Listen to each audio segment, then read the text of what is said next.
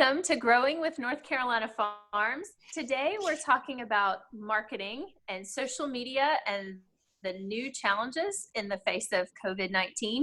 We have three of our in-house experts with us for the discussion today. Karen has a degree in marketing. She handles a lot of your phone calls and emails, so you may have find her voice familiar. And after growing up in the greenhouse business, she's been on our marketing team for 3 years now. Welcome, Karen. Hi. Annie Beth is a professional writer. She handles a lot of our content creation and project management here at the greenhouse, all while raising 4 kids at home. So she's a busy lady. Welcome, Annie Beth. Hey, it's good to be here. And Mick is the Chief Business Officer and Director of Business Strategy for North Carolina Farms. And he wears a lot of hats around here. So he's here today to share some of his advice. Mick, welcome. Hey, look forward to chatting with you. All right. So Mick, why don't you kick us off here? Why don't you just kind of give us the broad strokes of marketing? What is it, and how has your philosophy of marketing changed in the face of COVID-19? Any marketing strategy really is tied back to your main business strategy. And even if you didn't write a business plan when you first started your business, you mentally went through this checklist. So you saw a problem in the market. The world was broken in some way, and you felt like you either had a skill or a product that could fill that need. And so for a lot of our customers, it's gardening or plants that can beautify the yard or whatever.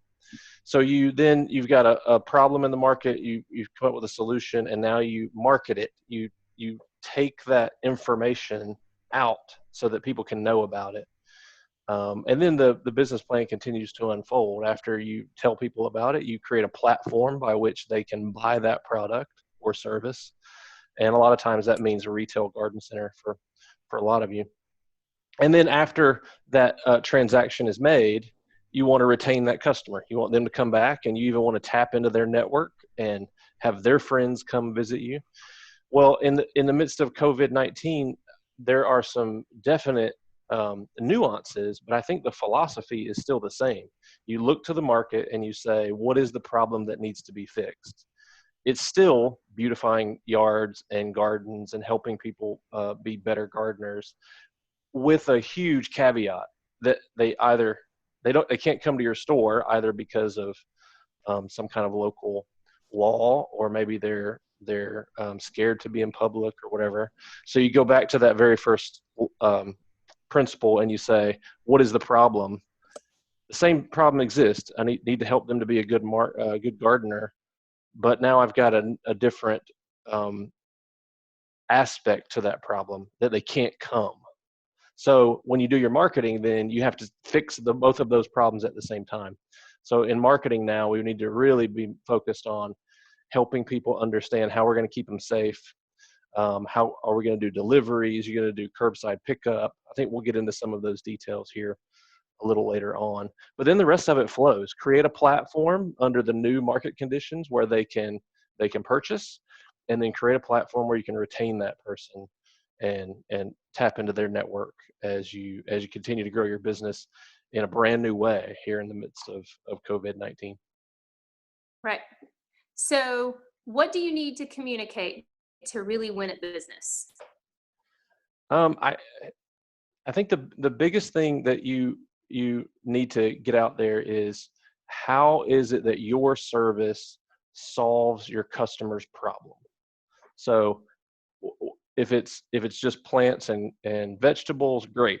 But if there's a brand new problem like we're facing now, in that they can't come into your store for some reason, you need to articulate, how is it that you're keeping them safe? What new things are you putting in place to solve this brand new problem? And just shout it from the rooftop. Let everybody know how you're going to go about solving their problems. Gotcha. All right. Well, Karen, let's jump off from there. So how have you, or even others from your generation, some of your friends, people you know, how have you changed your shopping habits in light of this COVID crisis? Well, I'm shopping online more than ever before. It's always been a great convenience, but now it is what I try to rely on. I look for delivery options wherever possible and pickup options if I have to. A lot of grocery stores will load things into your car without you ever having to touch anything. But if I have to, I will go into stores. But a lot of these places, the delivery places, are on social media. They're where I'm already at. They're in front of my face, reminding me that they're there, they're open, and this is how they're able to do business during that time. But we're looking for the essential items for sure, but we're also looking for other things to do during the downtime of quarantine, because everybody's stuck in their house now. So I think it'd be great if we saw some mystery boxes of plants and fun online parties where everyone would gather to learn how to plant a succulent planter or something like that, because people are looking for things to do right now. Yeah, no, that's a really good point. All right, so Annie Beth, I know you personally have used a lot of online services to do your shopping. What are some of the things that are attractive when you're looking for a service like that? I would say that the main thing is ease of ordering. How do they have their online platform set up, or their phone-in service set up for me to be able to order with as little hassle as possible? Does their platform, whether that's a website or social media site, does it look professional? Do they have a payment system that I'm familiar with, like Stripe, PayPal? Maybe you just call in and you give a real person your credit card number, but either way, I want to know that it's secure, and maybe that they'll save my information so that the next time I order, it'll be easy to do. I won't have to go through that hassle again of punching in all those numbers. But I would say that the trustworthiness of the company would probably be one of the biggest factors. Gotcha. So how does a company build trustworthiness on social media? How do you build trust? As a business, and this is what we do, and what a lot of larger companies focus on, you want to share your free advice, your expert advice. So instead of always trying to sell to people, that's a turnoff. Nobody really wants to be sold to constantly. What they want to do is build a relationship with your company and your brand as if you were a person. So be conversational. I'm going to make the assumption that you're on social media, because if you're not, you need to be there. Facebook, Instagram, wherever your customers are, that's where you need to be. So get on there, share advice to your customers. Be conversational, just like a real live person. Post specials and items that you think people want to know about, that you want to highlight that your business has. And make sure you're quick to answer their questions or their comments on social media. I mean, even just something that says, oh, nice picture, I like that plant, or that's my favorite. Get on there and say, yeah, we love this one too. I mean, don't just let those go unnoticed, because it's a conversation between you and your customers. Being consistent is actually key as well. Consistency, that's actually a saying in the marketing world. Consistency is key. So you don't post something and then 2 months later post another thing. You want to be on there, honestly, every day if possible, or at least every weekday. Wow. And then also, I'm not saying you can't post sales and you can't post calls to action to buy your products, but a good rule of thumb is that for every ask that you make of your customer to purchase something, you want to have given 3 times. So give, ask. That looks like share information, share something, your expert advice, 3 times, and then you might post like a sales post or something. And then finally, I think getting reviews online is very important, whether that's on Facebook, on Google, Trustpilot. That's a company that we use to highlight our reviews. They're not just going to happen magically. You want to actually ask customers, would you please review us? So that way you can have that trustworthiness that's front facing. Gotcha. All right, Mick, I know you deal with a lot of our technology on that side of things. What are some of the best ways companies can get reviews? So you've got some free platforms like Google and Facebook. Bing, I'm sure, has a review platform as well. The biggest thing is you've got to be intentional and consistent over a long period of time. So you've got to figure out how can you automate that ask. There's probably some apps, some free apps where if you grab your customer's email address or phone number, it will text them that review ask. And that is key, because I think, Annie Beth, you can correct me here, our conversion rate on review asks is somewhere around between 5 and 10%, right? And that is great from what I hear. Is Correct. that right? Yes. Yeah. So don't feel like you can go ask 5 people and you're going to have 4 reviews. It's actually the opposite. You're going to ask 10, and you're going to get 3 or 4 maybe out of 10 asks. So if you got that, you would be in great shape. So again, ours is 5 to 10%. I think the other thing that social media does really well, what Annie Beth was talking about, is it humanizes you to your customer. So they see, they drive by your greenhouse or your garden center all the time. But if you're on there every day and you're consistent and you're posting pictures of your employees and you and the things that are going on, it just humanizes that company and helps people see the importance of doing business locally. That's a huge push right now. But back to your question about reviews, the biggest thing is you've got to automate that ask, because your conversion rate is going to be low. And then when you do get reviews, we talk about this in marketing a lot of times. If we create a piece of content, we want to repackage that content as many ways as we can, because the creation of the content is what takes so much energy. So if you've created a good piece of content, a good blog or something like that, repackage it. Put it into a video, put it into a little snippet, break it down in bite-sized pieces and use it as your social media approach. Well, it's the same thing with reviews. You get a good review, you've done the hard work, repackage it, put a testimonial on your website, share it on social media. Places like Trustpilot actually have a little back end where you can put a nice background behind it. I think Canva would be a great option for that. If they've shared it publicly, through Google or through Facebook, it's public domain at that point. You don't need the person's permission to repackage that and then share it in a different way. I'm sure there are ways to show your star rating. There's a local business here in the Charlotte area that says #1 on Google. And really, they just got a great, they got 4.8 stars on Google, whatever it is. And so they want people to know that. So as they come to your website or your Facebook page or whatever, as they come into contact with you, you've done the hard work of capturing the review. Now make sure everybody knows about it. Gotcha. All right. Well, I've heard a couple of you mention consistency. Annie Beth, I know you do a lot of the content creation for us. How on earth, being so busy, do you do posts every day? How are you consistent? Well, I sit in front of my computer 24 hours a day. No. Okay. So that's a great question. And a lot of folks think that social media is complicated because they're going to have to remember to post something every day. They're going to have to sit at their computer and actually type something out at 3 p.m. and, hit post or whatever.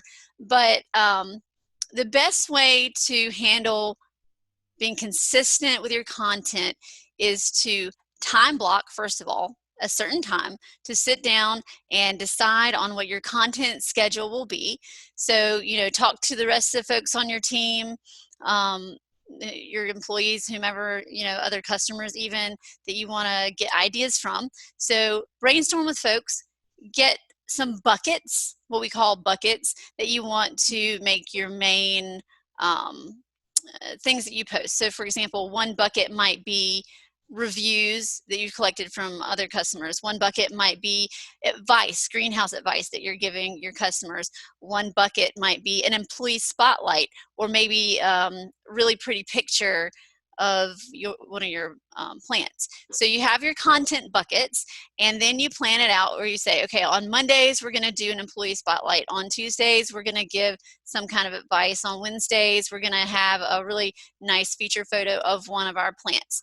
And then you make the decision, this week, these are the things that we're going to post, and you sit down and you schedule them. And you can do that once a week. You can, if you think out far enough, you could even do it once a month, all in one big swoop, you know.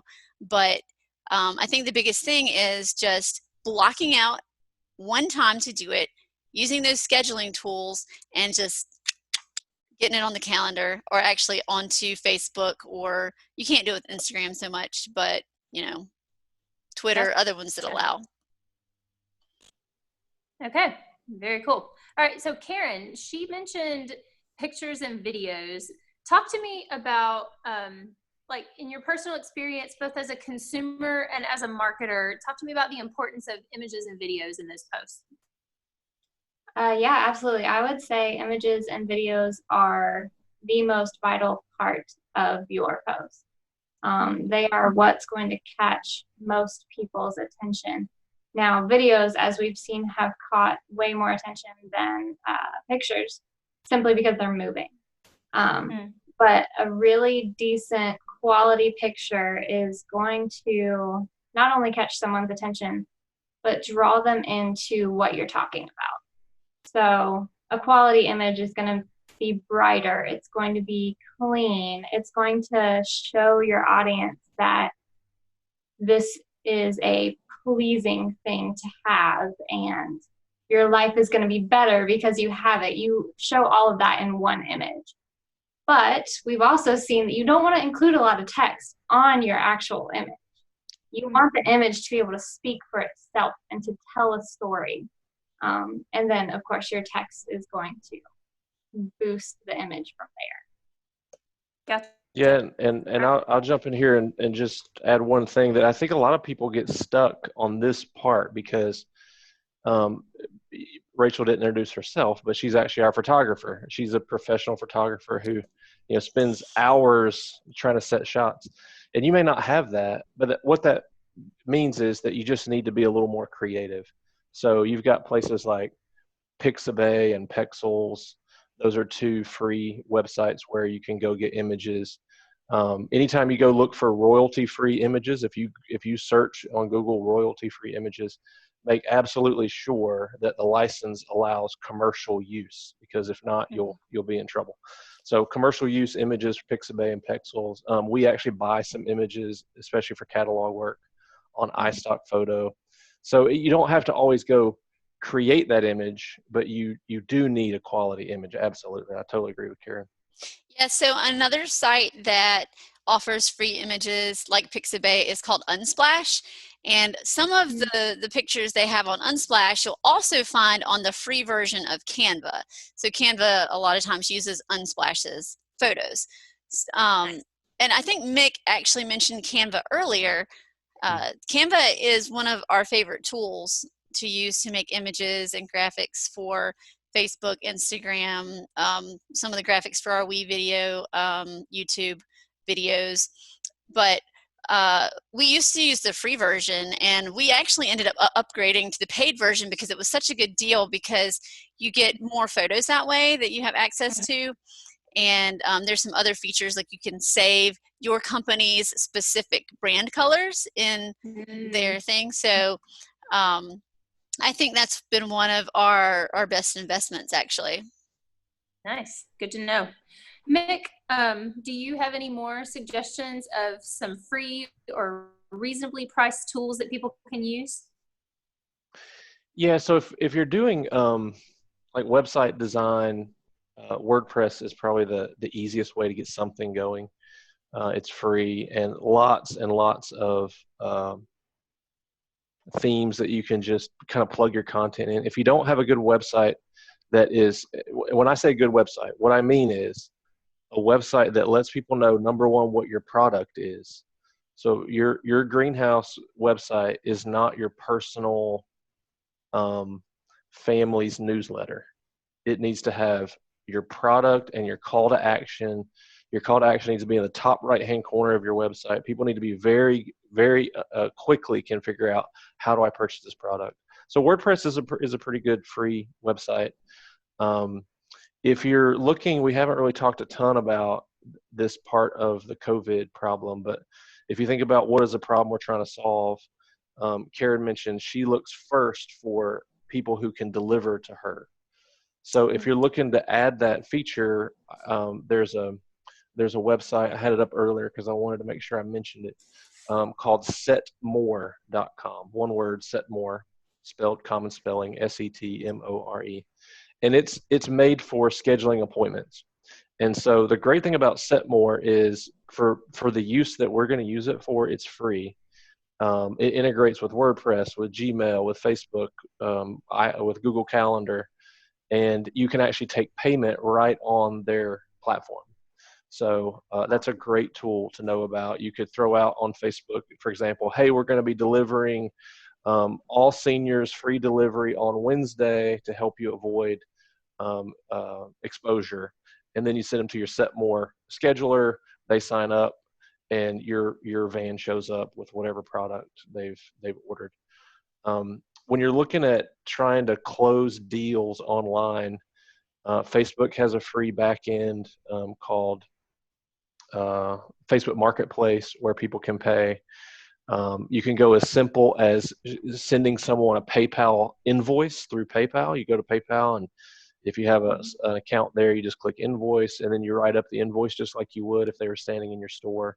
They can pay digitally that way. You could go something as easy as post an item on eBay for local delivery only, and then send people from Facebook to eBay to actually close that deal. Remember when you're looking at all these free platforms, like Square is another one. I think Annie Beth mentioned Stripe earlier. Mm-hmm. You want to reduce the friction for your customer as much as possible. So don't have them click a button and then need to click another button and then you click another button to figure out where to go. I think Annie Beth was talking about that earlier. It needs to be a very simple interface where you send them directly to the invoice, directly to the product page. And we've listed a lot of stuff there. We'll put some links there in the show notes or in the comments below the video because we've just listed about 15 items throughout this conversation. Yeah. And I wanted to go ahead. So I was going to throw in there that what we're using right now is you can have it as a free platform. We actually have the paid version as well for business purposes, but Zoom is a free platform you can use. And like you were talking about the COVID adaptations that people have made, one of our greenhouses that is one of our customers, they were doing like live hours on Zoom where they were showing customers their plants and their products. Another customer I think was doing like kind of like a webinar format like what we're doing, except it was demonstrating how to make a certain type of planter or like how to use planter kits. And so that's something that you can do now in the time of COVID, and you can do even later using this free platform Zoom, and you can post your Zoom videos. You can either do them live as webinar format, or you can do like a Facebook Live. Even if you don't want to mess with Zoom, you could do Facebook Live. So that's a really great free tool to use as well. And then for your like writing and the website, like what Mick was talking about earlier, Yoast is something that can help you optimize what you put on your website, like the blog posts or the pages, to be found more easily in search. So that's called search engine optimization. And Yoast is a little free add-on that will kind of read your page and tell you how you can change it to make you more visible to people who are searching online. And then, Grammarly is something you can use to check your grammar, because that's really, really important. You don't want to make posts or put things on your webpage that are spelled incorrectly or have poor grammar. And then to keep, that's right. And then to keep track of all of those things that you're doing, I personally recommend for project management using Google Drive, which we do as well as a company. And then also I use Asana as a task manager for myself, because it sends me all the tasks that I need to do each day. Yeah, nice. And something Annie Beth was just touching on, I think is really important, that in business, we call it pivoting. You see a new problem, and just like in basketball, you have to pivot around one foot to make the shot. You pivot in business. And so a lot of the things that we're going to pivot this year, and we're going to do it in a different way, in an innovative way, harness that energy going into the next season. If delivery takes off and it does, and it just blows up and everybody loves it, don't think it's a short-term solution. Think man, this was the silver lining in the midst of a very gray COVID cloud, that I got to see weakness in my business, and I was able to come out of it stronger than when I went in. Probably the number one free thing you have in your business is your mind. You can work the problem over and over and over. And I know I'm preaching to the choir when I talk to business owners. We lay down at night and you're still processing, you're still trying to fix the problem. And it usually is a problem in your business, a problem in the marketplace, a problem with product, whatever. So if you're a small business guy or girl, this is what you do. You fix problems all day long. So take that energy and that expertise you already have and just apply it in a new way. And I think our businesses are going to be greater than they ever were as we come out of this. Yeah. So Karen, I wanted to make sure we touch with you. Do you have any suggestions of additional free resources people can use?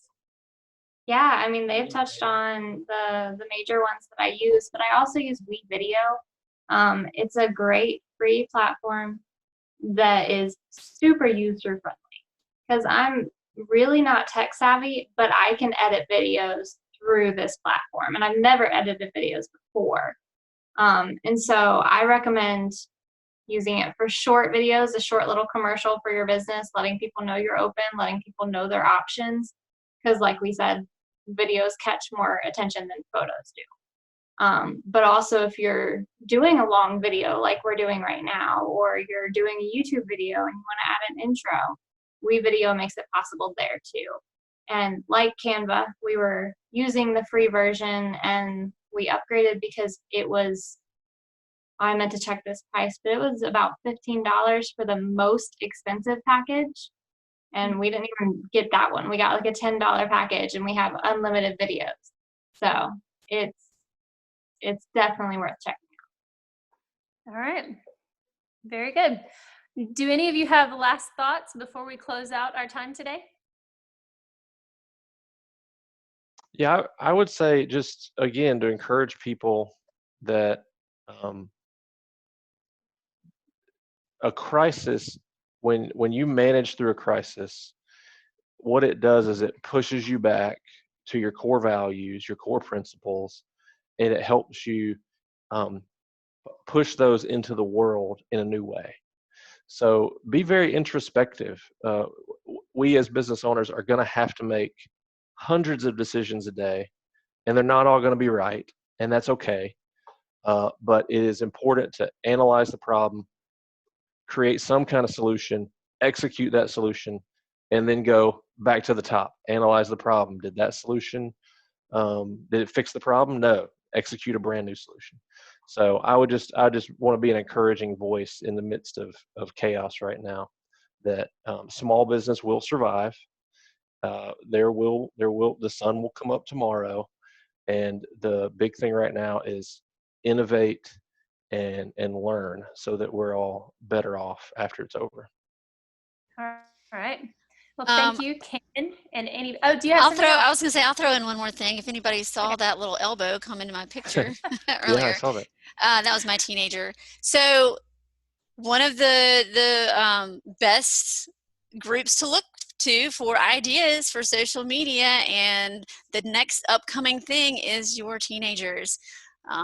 So talk to them, find out where people are, where they're gathering, because they're going to know better than you probably. So true. So true. All right, guys, I think we're out of time today. Thank you, Karen and Annabeth and Mick, for sharing your expertise with us today. And I hope that this has been helpful for all of our listeners. Thank you for tuning in to Growing with North Carolina Farms. We're here to grow your business. Bye. Thanks. Bye.